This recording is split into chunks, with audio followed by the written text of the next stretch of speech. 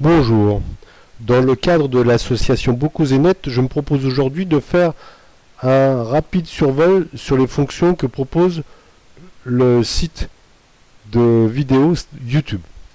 Donc, sur mon moteur de recherche, je tape YouTube, bien sûr, hein, et j'ai accès à toutes les vidéos qui sont publiées. Je rappelle que YouTube, ce sont des vidéos qui sont publiées par des institutions, des associations, des particuliers. Donc la YouTube n'est pas payant, mais si c'est gratuit, vous vous rappelez, je ne le répète pas. Donc là ici, je suis connecté sur un navigateur sans m'être connecté à aucun compte. Hein. Je n'ai aucun compte parce que on va voir qu'il y a certaines fonctionnalités de YouTube que vous êtes obligé que vous pouvez utiliser simplement en ayant un compte enregistré. Alors ici sur une page d'accueil, donc on a l'accueil bien sûr avec des propositions, on a des tendances, ce qui se fait, après les abonnements si vous en avez, des bibliothèques, etc. L'historique de votre navigation si jamais vous êtes pisté. L'historique de navigation, vous voyez je suis pas connecté donc on ne sait pas ce que j'ai regardé, mais tout à l'heure on le verra, voilà. Ici, et après vous avez les meilleurs de YouTube, donc par thématique. Ici, je vais peut-être par exemple regarder l'actualité. Voilà, donc j'ai des vidéos qui ont été publiées, par exemple aujourd'hui, sur l'actualité. Alors, quand on voit une vidéo, je vais essayer de grossir, voilà, une vidéo, on voit que c'est édité par Europe 1 et on a 74 K vues. Un K, c'est mis à un millier. Donc, on voit qu'on est à 74 000 vues depuis un jour. Bon, évidemment, c'est Canteloup, hein, c'est pas beaucoup Zénith, donc forcément, il en a plus que nous. Donc, je vais accéder à cette première vidéo. Alors, regardez bien ce qui va se passer. Regardez bien. Je m'appelle Camille et je suis support lead. On l'emmène là-bas. Ok. Vous voyez, je commence la vidéo de Canteloup par une publicité. Évidemment, quand c'est gratuit, c'est toi le produit. Donc, ils vont nous mettre une publicité. Vous voyez ici, on voit à l'avance, hein, donc une publicité de 23 secondes avant qu'on puisse regarder la vidéo. Alors, si vous voulez éviter sur votre ordinateur, si vous voulez éviter de voir ces publicités, il suffit d'avoir installé l'extension uBlock Origin, hein, que j'avais désactivé exprès ici. Donc là, je la réactive. Hein. Donc voilà, je l'ai réactivé. Donc du coup, quand je vais revenir ici sur mon actualité, et quand je vais relancer la vidéo, vous allez voir que la publicité a disparu. Donc c'est déjà très important. Parce que sinon, non seulement vous allez avoir une publicité au début, que vous pouvez ignorer, c'est marqué, mais vous êtes obligé de vous en gaver de quelques secondes, mais en plus, si la vidéo est relativement longue, la publicité va réapparaître. Donc uBlock Origin, ou d'autres bien sûr, mais en tout cas celui-là, c'est celui qu'on recommande, vous permet d'éviter la publicité. Alors on y va. Voilà. Donc j'ai ma vidéo qui démarre directement sans passer par la pub. Alors quelles sont les fonctionnalités qui sont toutes en bas sur le bandeau du bas, vous voyez ici. Alors donc j'ai lecture ou pause bien sûr. Je lis, ouais. Voilà, je lis, je pose. Là ici, si j'étais sur une série de vidéos dans une playlist, eh ben, je pourrais aller à la suivante. Par exemple, un artiste musical qui a toutes ses vidéos de chansons, ben, je pourrais passer à la vidéo suivante. C'est pas le cas ici. Ici, il y a le son que je peux modifier pour la vidéo YouTube, pas forcément sur l'ordinateur, hein, sur la vidéo YouTube. Donc c'est quand même. Hein. Ici, on voit bien à côté est marqué, on est à 4 secondes sur une vidéo de 9 minutes 52. Hein. D'ailleurs, on voit la progression ici. Bon, c'est un détail un peu technique, mais on peut voir. Alors ici, je vais quoi ici, j'ai la possibilité d'avoir des... Alors ici, c'est lecture automatique activée ou désactivée. C'est si je veux aller à la suivante, automatiquement. Je vais passer en boucle. Bon, pour le coup, là, on regarde qu'une seule vidéo. Ici, ce sont les sous-titres. Alors, les sous-titres, c'est relativement intéressant. C'est intéressant pourquoi ? Parce que, ici, je vais baisser le son exprès. Hein. Là, je l'ai enlevé carrément. Je vais le mettre à très faible. Alors, pourquoi c'est intéressant ? Là, je redémarre la vidéo. Hein. Et ici, si je mets les sous-titres, regardez bien. Voilà. Là, tout est marqué. Alors, vous allez me dire, ça sert à quoi ? Hein. Ben, ça sert pour les gens qui ont des difficultés pour entendre. C'est aussi utile pour les gens qui sont malentendants. Hein. Et c'est aussi surtout utile quand on écoute une chaîne ou une chanson dans une langue étrangère et qu'on veut avoir les paroles parce qu'on ne capte pas tout. D'ailleurs, et je vous l'ai préparé, sur cette petite vidéo ici, hein, qui est une vidéo en espagnol, regardez, donc j'enlève les sous-titres. Alors, la vidéo en espagnol. 5 años has podido trabajar, un año. 7 años. Donc là, je mets en pause. Et si je mets les sous-titres, vous voyez, il parle en espagnol et j'ai la traduction en français. Et comment se fait-il que j'ai en français? Parce que dans les paramètres, ici dans les sous-titres, j'ai mis en français, parce que j'ai la possibilité de l'avoir en français ou en portugais, ou traduit automatiquement, donc c'est d'espagnol en espagnol. Donc là, je l'ai mis en français, et regardez bien, 7, por ahí ya nada más. il parle en espagnol, Pero, Ah oui. et là, c'est traduit en français. Vous voyez, c'est une fonctionnalité qui est relativement intéressante pour les sous-titres. Alors je reviens à ma vidéo d'origine, donc j'ai mes sous-titres, et ici j'ai les paramètres. Alors les paramètres c'est quoi? C'est la notation, c'est la notation par rapport à la personne qui a émis la vidéo, si elle veut faire des commentaires particuliers écrits, donc là pour le coup je le laisse. Vitesse de lecture, alors vitesse de lecture, ça nous permet d'aller plus vite ou moins vite. Alors moi je sais que sur certains sites techniques sur lesquels je ne veux pas que la vidéo qui dure 3/4 d'heure me prenne 3/4 de mon temps, si je vais en 1,5 ou en 2, je vais passer 30% ou la moitié du temps. On va regarder comment ça se fait. Écoutez, je la mets en normal. Fulpin, et qui a vu la victoire de Yannick Bestaven, malgré que et Corinne Boulot. Et là, si je mets en accéléré, à 50 ou à 2 pour faire exprès, bon, ça va être un peu... Écoutez bien.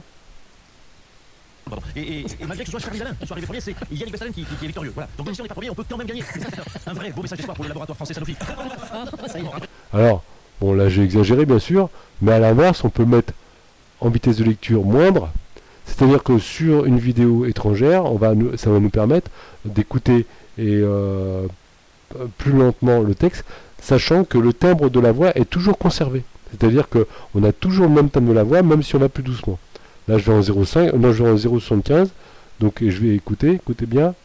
Ils sont un peu à la bourre, mais peut-être qu'ils passeront là d'arrivée avec un bonus de 2 ans et ils peuvent gagner. Ouais, bon, voilà. En tout cas, ce vendredi. Voilà, à quoi ça sert. Donc les annotations, on a vu, hein, là je les ai enlevées. La vitesse de lecture que je remets à 1. Et puis la qualité, donc la qualité que je peux mettre. Il y a certaines vidéos qui vont jusqu'à 1080, hein, c'est du Full HD, voire même plus, jusqu'à 4K, mais enfin, par rapport à la bande passante de Internet, c'est-à-dire la vitesse de votre Internet, bon, souvent 720 ça suffit amplement. Pour des vidéos très très détaillées, avec des textes, etc., on peut passer en 1080, mais de toute façon, là, on est en automatique. Tout à l'heure, vous avez vu que par exemple, cette vidéo-là, elle était en 240, et je ne peux pas aller au-dessus. C'est une vieille vidéo, donc c'est une vieille définition. C'est sûrement un vieux poste de télé. On voit bien d'ailleurs au niveau du format. Hein. Alors ici, je peux avoir un lecteur réduit. Alors ça sert à quoi un lecteur réduit? C'est par exemple, vous voulez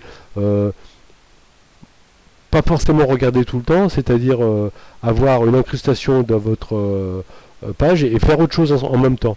Alors ici, je me mets en lecture réduit. Voilà. Vous voyez, là je suis en lecture réduit.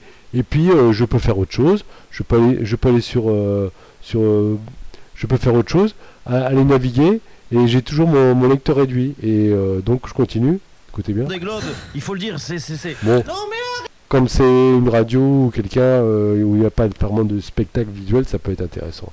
Donc je reviens ici, et évidemment, une fonction qui est souvent utilisée, le plein écran, c'est-à-dire que là vous allez avoir votre vidéo en plein écran, de tout votre écran sans aucun artifice, des onglets, des raccourcis, des menus Windows, etc. Donc, et pour revenir, soit on fait échappement, soit on clique ici pour quitter le mode plein écran. Voilà. Donc, l'utilisation de YouTube, je pense que vous connaissiez. Toutes les fonctionnalités, c'est intéressant de les rappeler. Et on va donc ici voir quelles sont les autres fonctionnalités qui sont proposées donc sur YouTube. Alors ici, ce sont les commentaires. Donc les commentaires, ce sont des gens qui publient des commentaires. Et on ne peut publier des commentaires que si on est connecté. On ne peut liker, comme on dit, c'est-à-dire mettre un pouce en l'air pour dire que j'ai bien aimé, ou même mettre un pouce en bas pour dire que j'ai pas aimé, que si on est connecté.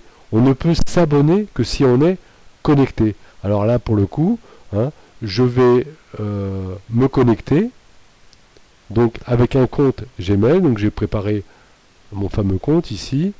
Donc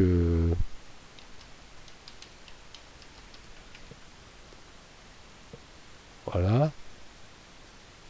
Donc là, du coup, je suis connecté et par le fait, je vais pouvoir mettre un commentaire. J'en avais déjà mis un tout à l'heure pour faire des tests. Donc test de commentaire, merci. Vous voyez ici, je suis là. Hein. Donc j'ai pu mettre un commentaire. Je peux m'abonner. Et les abonnements, là, du coup, comme je suis connecté avec mon compte, les abonnements apparaissent ici. Hein. Donc je peux m'abonner. Donc je suis déjà abonné à BookouZnet. Donc je vais m'abonner à Europe 1. Donc je peux m'abonner. Voilà, je suis abonné. Et en plus, je peux mettre une petite cloche ici pour que à chaque fois qu'il y a une nouvelle publication d'Europe 1 sur YouTube, je sois averti. C'est-à-dire que je ne manque rien. Ben, c'est intéressant, par exemple, si vous êtes abonné à la chaîne BookouZnet et que à chaque fois que quelqu'un met une vidéo, vous voulez être averti, et ben vous cliquez sur la cloche. Voilà. Et donc, à chaque fois qu'il va y avoir une nouvelle vidéo, vous serez averti sans même qu'on soit obligé de vous en informer. Donc ça sera complètement automatique. Donc là, ici, je vais m'enlever. Non, je vais me laisser pour vous montrer que ici, je suis bien mis à Europe 1 dans mes abonnements. Hein. Et puis, donc si je reviens ici, si j'enlève la cloche, aucune. Et si je me désabonne ici. Donc, je ne vais plus être abonné. Je suis plus abonné qu'à BookouZnet, formation informatique, etc., etc. Alors, par exemple, il y a une chaîne que je recommande fortement, qui est très très intéressant. Quelqu'un qui s'appelle Louis-Paul Berland. Louis-Paul Berland. Voilà. Je vais chercher. Donc je le trouve ici. Hein. Et donc je peux m'abonner à sa chaîne en cliquant sur m'abonner. Hein. Et je peux cliquer ici sur la sonnette pour toutes les nouvelles vidéos qu'il va produire. Et cette personne ici, par exemple, dans la chaîne, voilà, on est ici, donc elle a des thèmes comme le tableur calque, comme Writer, comme GIMP pour le... Comme c'est un ancien instituteur, il fait de la grammaire, il fait des cours d'orthographe, il fait des mots d'usage, et il a même eu des vidéos qui sont sur la vulgarisation de Linux, en particulier par Ubuntu, et c'est quelqu'un qui est très très intéressant. Donc vous voyez, je me suis abonné à Louis-Paul Berland, et je vais être maintenant, sur mon compte Vanny Angeles, averti de toutes les nouvelles publication si jamais je clique sur la cloche. Voilà, donc c'était un résumé des fonctions YouTube, des fonctions principales, sans aller jusqu'à la publication de vidéos bien sûr, mais vous avez pu voir qu'on pouvait mettre des sous-titres, voire même mettre des sous-titres en langue étrangère, faire une pause, aller dans les commentaires, ici par exemple, je vais regarder sur celui-ci, une autre chaîne que j'utilise souvent mais qui est très technique, Linux Tricks. Hein. Donc ici on va aller sur celle-là, donc je vais me mettre en pause, et ici dans plus, eh ben, on a les informations, on peut avoir des liens, on peut avoir des rappels, on peut avoir aller directement à un chapitre, puisque ici on voit, vous voyez que la vidéo elle a été sectionné en plein de petits éléments. On peut revenir sur un élément, on peut aussi voir quels sont les résumés de ce que dit la vidéo, etc., etc. Voilà, bah, j'espère que cette petite présentation, qui n'était pas si petite que ça, vous a intéressé, et je vous dis à bientôt.